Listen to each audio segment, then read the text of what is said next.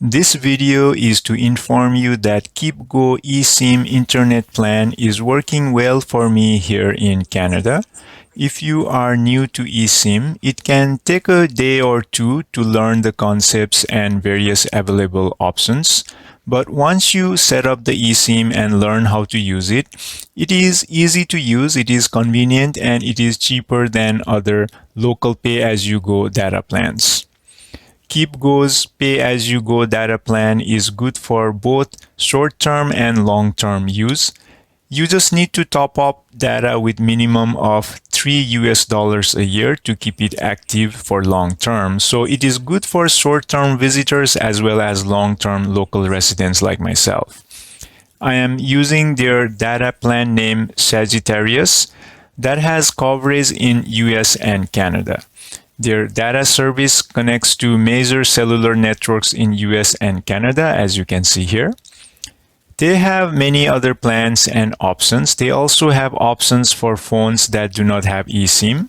In my case, I'm using their eSIM on my iPhone 13.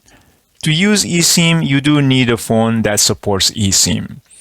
Their website has many articles and pages with answers to frequently asked questions, including list of compatible devices for eSIM. See links in the description of this video, including my referral links for bonus data. I am using Keepgo eSIM only for the internet. My phone still has regular SIM card that I use for phone calls and text messages. For this time, I purchased their data plan that has 1 gigabyte data for $8. Once we buy the plan, it gives us the barcode for eSIM. Then in our phone, we can click on Add eSIM and scan the barcode to add the Keepgo eSIM. Please note that you can scan the eSIM barcode only once in your device. If you happen to delete the eSIM or need to activate in another phone, you need to contact their technical support to create new barcode. Their technical support is quite good and usually responds within few hours. There are many steps that needs to be followed to complete the setup. In this video, I'm only showing you some screenshots for general idea. You can check their online articles for detailed steps to install the eSIM. Again, links are in the description of this video. During setup, you can give custom name for your eSIM. In my case, I named it Keepgo eSIM. Once you set up the eSIM, then you will have two SIM cards in your phone.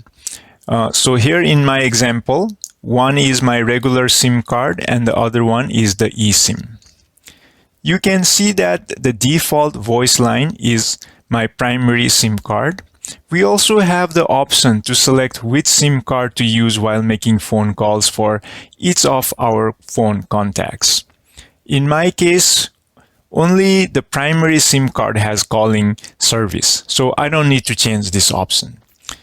After installing eSIM, do some tests to make sure you can still use your primary SIM card to make phone calls and send text messages. I had no problem to use my regular SIM card for phone calls and text messages even after installing the eSIM. To use the eSIM internet, you click on the cellular data here, then select the Keepgo eSIM. The eSIM works with multiple carriers. You can set it to automatically select the network carrier, but if the automatically connected carrier is slow at any location, you can also manually select and try another carrier. To see the remaining data balance in your plan, you can log into your account and see how much data is remaining in your plan. There is no expiration of the plan as long as you keep adding data for minimum of $3 a year.